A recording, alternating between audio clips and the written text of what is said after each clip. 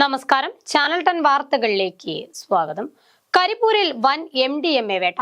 വിമാനത്താവളം വഴി കടത്താൻ ശ്രമിച്ച 1 കിലോയിലധികം MDMAയുമായി ഒരു യുവതിയടക്കം 4 പേർ കരിപ്പൂർ പോലീസിന്റെ പിടിയിലായി. കരിപ്പൂർ വിമാനത്താവളം വഴി 1 കിലോയിലധികം വരുന്ന സിന്തറ്റിക് ലഹരി മരുന്നായ MDMA കടത്താൻ ശ്രമിച്ച ആലപ്പുഴ സ്വദേശിനി സൂര്യയെയും ഒരു പരപ്പനങ്ങാടി സ്വദേശിയെയും 2 മൂന്നിയൂർ സ്വദേശികളെയുമാണ് കരിപ്പൂർ പോലീസ് പിടികൂടിയത്.